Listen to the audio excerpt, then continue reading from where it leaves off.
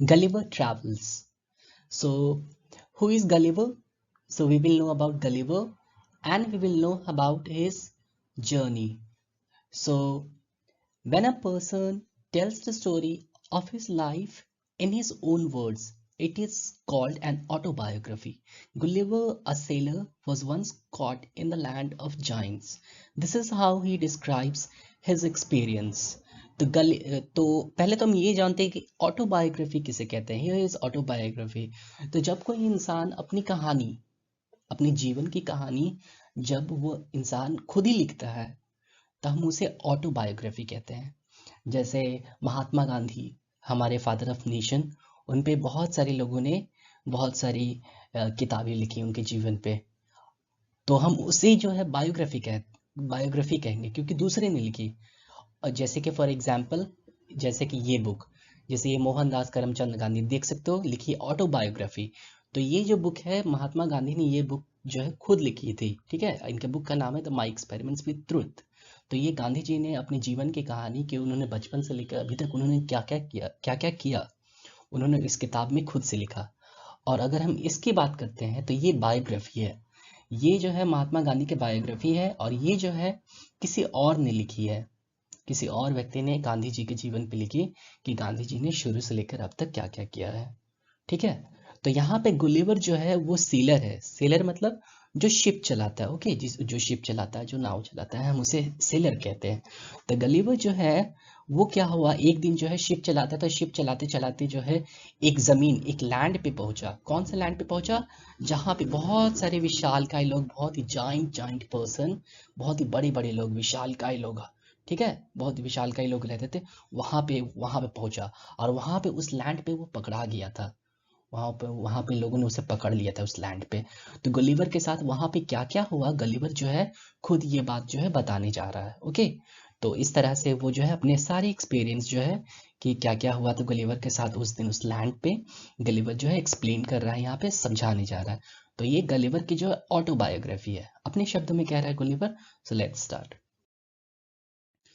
On the 16th of June 1730, we discovered land. Our captain sent a dozen men with vessels for water, if any could be found. When we came to the land, we saw no river or spring nor any inhabitants. I went on to explore. The country was barren and rocky. I turned back to join the crew, only to see them getting into the boat and rowing for life to get to the ship. तो ये Gulliver की कहानी जो है 16 जून 1730 की कहानी है। तो 16 जून 1730 द टाइम, अभी समय, जिस समय मैं वीडियो रिकॉर्ड कर रहा हूँ, ईयर है 2020। तो आज से काफी साल पहले की कहानी है। गलीवर बता रहा है कि उसने जो है एक लैंड डिस्कवर किया था। लैंड डिस्कवर किया था। लोग आज से 200-300 साल पहले जो है समुंदर में जो है नाव लेकर, जो है शिप लेकर जो है यात्रा पर निकल पड़ते थे और नई नई जगहों की खोज करते थे। जैसे कि भारत की खोज वास्को डी गामा ने की है, अमेरिका की खोज कोलंबस ने की है। ठीक है। तो लोग पानी के जहाज से जो है एक जगह से दूसरी जगह नई दुनियाओं की खोज करते थे। तो 16 जून 1730 को गलीवर ने भी एक लैंड डिस्कवर किया था। ठीक है। और लैंड डिस्कवर किया, समुंदर में थे वो लोग, यात्रा कर रहे थे और लैंड उन्होंने डिस्कवर किया। तो जहाज का जो कैप्टन था, कैप्टन जो था, उसने कुछ 12 लोगों के, डजन में, डजन किसे कहते हैं?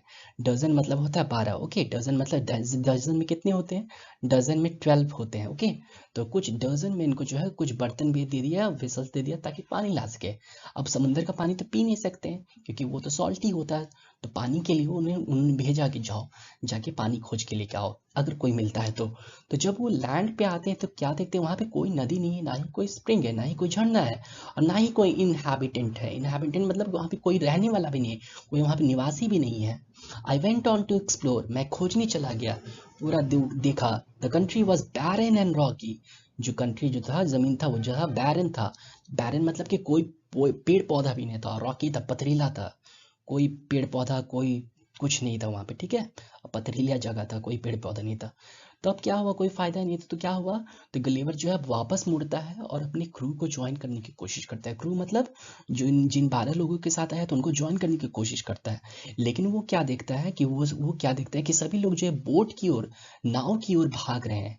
नाव की ओर भाग रहे हैं और अपनी जान बचा के भाग रहे हैं, नाव को तेजी से भगा रहे हैं शिप की ओर। ओके, वो ये दिखता है गलिवर। तो यहाँ पे देखो एक वर्ड है जो कि आया है यहाँ पे, देख सकते हो कि डिस्कवर्ड और एक्सप्लोर, दोनों वर्ड को देखो ध्यान से। डिस्कवर्ड, ये डिस्कवर्ड वर्ड है, ये एक्सप्लोर, ये दोनों वर्ड का मीनिंग सेम सेम है, ठीक है। ऐसे वर्ड्स को हम लोग सिनोनिम्स कहते हैं, जिसे हम हिंदी में पर्यायवाची शब्द कहते हैं। डिस्कवर्ड, एक्सप्लोर, सर्च, ये सारे वर्ड क्या है, सिनोनिम्स है। Okay, so now let's see. Before I could reach them, I observed a huge creature walking after them in the sea as fast as he could. The water of the ocean reached only till his knees. However, the monster was unable to overtake the speeding boat. I turned back quite quickly and climbed up a steep hill with fields of barley on either side and the corn rising up to the 40 feet. There was a fence to pass from one field to the other.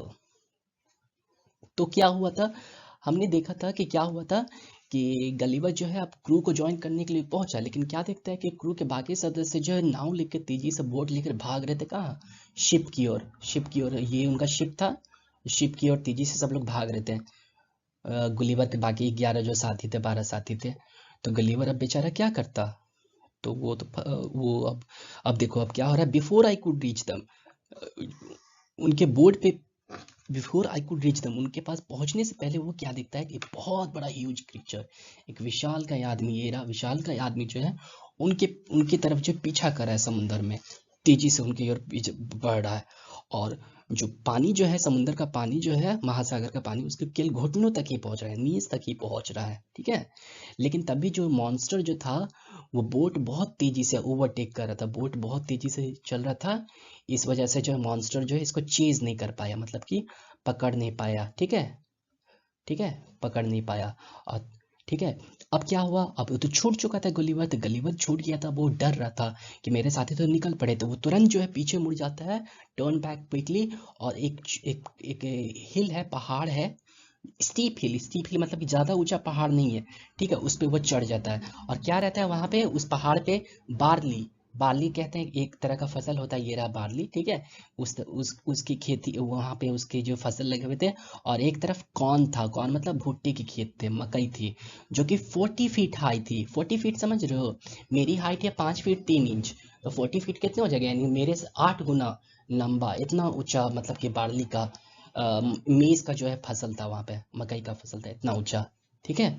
और there was a fence, एक बाड़ा लगा होता है, fence मतलब बाड़ा कहते हैं, बाउंड्री कहते हैं, ठीक है। बाड़ा लगा होता है ताकि एक फील्ड से, एक खेत से दूसरे खेत में जाने के लिए, ओके। तो ये था।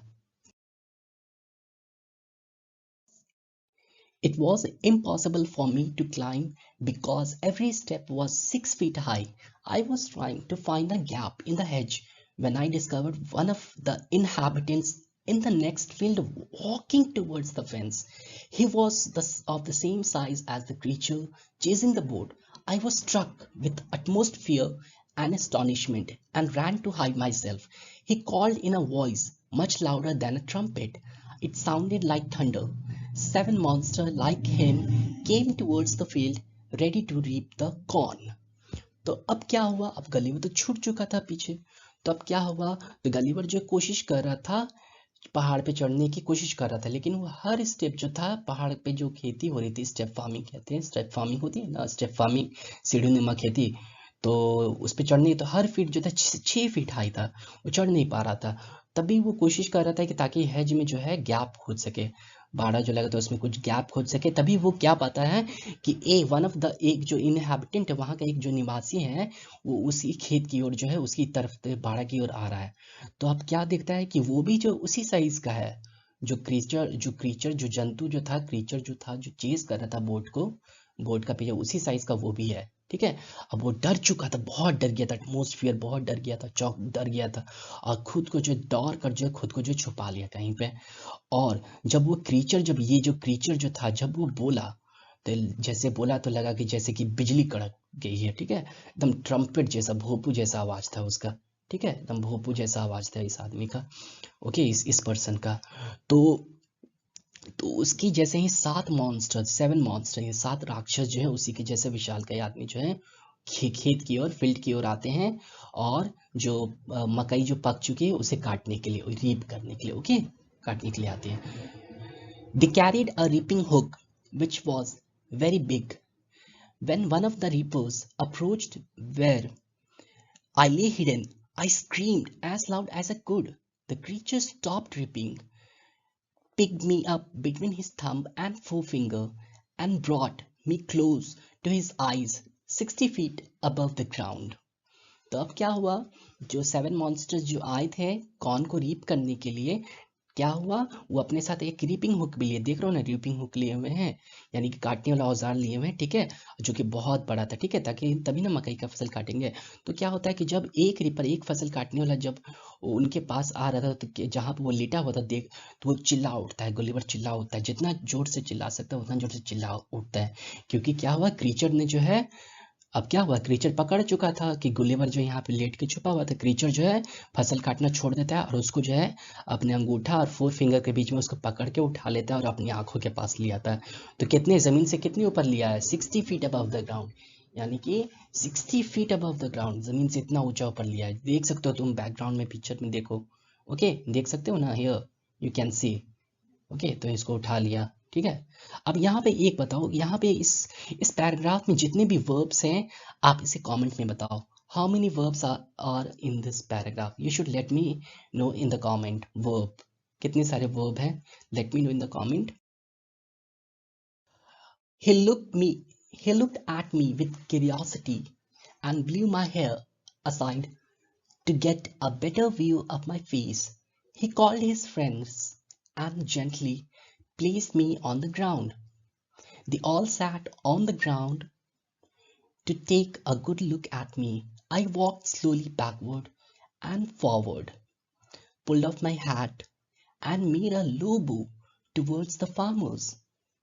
I tried to speak to them loudly in several languages.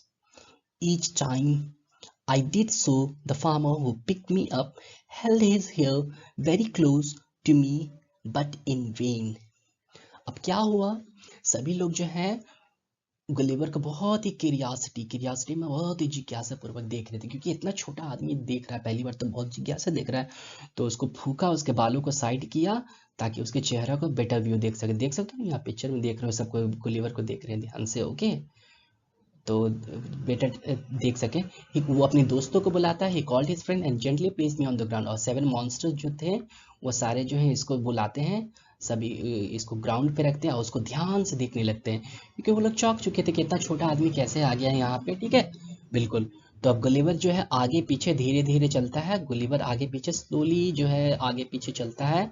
अपना हैट जो है गुलिवर उतार देता है, और हैट उतार कर जो है लोगो, मतलब कि फार्मर्स जो थे उसके सामने हैट उतार कर जो मतलब कि एक रेस्पेक्ट कर रहा था, अपना सर झुका रहा था उसके सामने, ठीक है, एक तरह मान सम्मान दे रहा था फार्मर्स को, ओके, इस तरह से. यानी गुलिवर काफ़ी एजुकेटेड भी था, शिक्षित भी था, अच्छे स्वभाव का था. और गुलिवर जो था बहुत सारे लैंग्वेजेस में बात करने की कोशिश भी कर रहा था, लाउडली बहुत सारे लैंग्वेजेस में बोलने की कोशिश भी कर रहा था उनसे, ठीक है. लेकिन जब भी वो हर बार कोशिश कर रहा था तो क्या हो रहा था कि फार्मर जो है हर बार जो है उसको जो है उठा लेते थे और अपने कान के पास जो है बहुत पास जो है ले आते थे. यानी कि इतना जोर से बोलने के बावजूद भी जो है फार्मर जो थे, जो जाइंट जो मॉन्स्टर थे, वो उसकी बात को सुन नहीं पा रहे थे, कान के पास लेके आ रहे सुनने के लिए. यानी कि अब गुलिवर बहुत जोर से भी बोल रहा था तब भी नहीं सुन पा रहे थे, okay. The farmer took me to his house and placed me at some distance on the dining table, which was 30 feet high from the floor. The dinner was brought in a dish 10 feet in diameter. The farmer's wife crumbled some bread and placed it before me. In the middle of the dinner, I heard a noise behind me. It was the purring of a cat that was 10 times larger than an ox. The farmer's wife was stroking him. तो अब देखो अब क्या हुआ, farmer जो था उसको ले लिया, पकड़ लिया और अपने घर लेके चला गया, और अपने घर पे जो डाइनिंग टेबल थी ना, डाइनिंग टेबल जिस पे खाना बैठ के खाते हैं, उसको जो है उस पे रख दिया उसको. और डाइनिंग टेबल जमीन से कितने ऊंची थी, 30 फीट हाई थी. 30 फीट समझ रहे हो, मेरी हाइट 5 फीट 3 इंच है, यानी कि मेरे से 6 गुना हाइट की डाइनिंग टेबल थी, ओके, इतनी ऊंची थी. डिनर लाया गया, रात का खाना डिनर जो है लाया गया, ठीक है, डिनर लाया गया, ठीक है. डिनर वॉज ब्रॉट, डिनर लाया गया खाने के लिए, और जो प्लेट जो लाया गया, डिश जो बर्तन जो लाया गया जिसमें खाना लाया गया, वो 10 फीट इन डायमीटर था। अब 10 फीट किसे कहते हैं? जैसे सर्कल पढ़ते हैं, सर्कल, सर्कल में ये जो होता है ना, हम इसे डायमीटर कहते हैं। तो 10 फीट इन डायमीटर, हम है 5 फीट 3 इंच मेरी हाइट है, तो मेरे से दोगुना हाइट की जो है मतलब कि डायमीटर का प्लेट है। तो सोचो कितना बड़ा प्लेट होगा। अब प्लेट इतना बड़ा है तो सोचो कि वो आदमी कितना बड़ा होगा, इमेजिन करो। ओके, फार्मर की वाइफ क्या करती है, ब्रेड को जो है क्रम्बल, क्रम्बल मतलब छोटे छोटे टुकड़े में जो है ब्रेड को जो है तोड़ के दे देती है खाने के लिए गुलिवर को, ठीक है। और क्या होता है, in the middle of the dinner, ये डिनर के बीच में क्या होता है कि वो एक नॉइज सुनता है पीछे से, और वो नॉइज किसका था? बिल्ली के म्याऊं का आवाज था। और वो बिल्ली कितनी थी, कितनी बड़ी थी?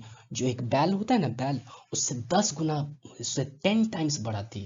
एक बैल से 10 गुना साइज की बड़ी बिल्ली थी। तो सोचो बिल्ली भी कितनी बड़ी थी।